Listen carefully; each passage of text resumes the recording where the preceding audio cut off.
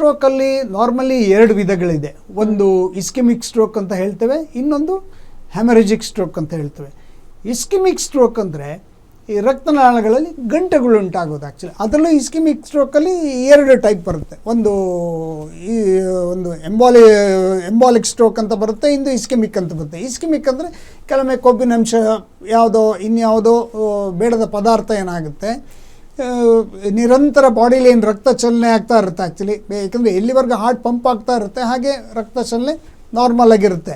ಈ ಪಂಪ್ ಆಗುವಾಗ ಏನಾಗುತ್ತೆ, ಯಾವುದೋ ಕಣಗಳಿಗೆ ಕಾಲಲ್ಲಿರ್ಬೋದು, ಕೈಯಲ್ಲಿರ್ಬೋದು, ಅಥವಾ ಇನ್ಯಾವುದೋ ಭಾಗದಲ್ಲಿರ್ಬೋದು, ಆ ಒಂದು ಕಣ ಏನಾಗುತ್ತೆ ಹೋಗ್ಬಿಟ್ಟು ಬ್ರೈನಲ್ಲಿ ಬ್ಲಾಕ್ ಆಗುತ್ತೆ.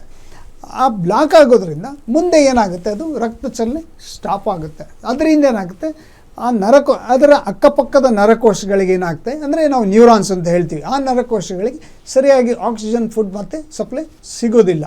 ಇದರಿಂದ ಏನಾಗುತ್ತೆ, ವೀಕ್ನೆಸ್ಸು ಅದು ಕೆಲವೊಮ್ಮೆ ಸಣ್ಣ ಪ್ರಮಾಣದಲ್ಲಾಗಿದ್ದರೆ ಚಿಕ್ಕ ಪ್ರಮಾಣದಲ್ಲಿ ವೀಕ್ನೆಸ್ ಬರುತ್ತೆ, ಕೆಲವೊಮ್ಮೆ ದೊಡ್ಡ ಪ್ರಮಾಣದಲ್ಲೂ ಆಗ್ಬೋದು. ಅಂದರೆ ದೊಡ್ಡ ರಕ್ತನಾಳಗಳಿಗೆ ಪೆಟ್ಟಾದರೆ, ದೊಡ್ಡ ರಕ್ತನಾಳ ಬ್ಲಾಕ್ ಆದರೆ, ದೊಡ್ಡ ರಕ್ತನಾಳಗಳಿಗೆ ಆದರೆ ದೊಡ್ಡ ಏರಿಯಾ ಕವರ್ ಆಗುತ್ತೆ, ಚಿಕ್ಕ ರಕ್ತನಾಳಗಳಿಗಾದರೆ ಚಿಕ್ಕ ಏರಿಯಾ ಕವರ್ ಆಗುತ್ತೆ. ಅದನ್ನು ನಾವು ಮೈನರ್ ಸ್ಟ್ರೋಕ್ ಅಂತ ಹೇಳ್ತೀವಿ.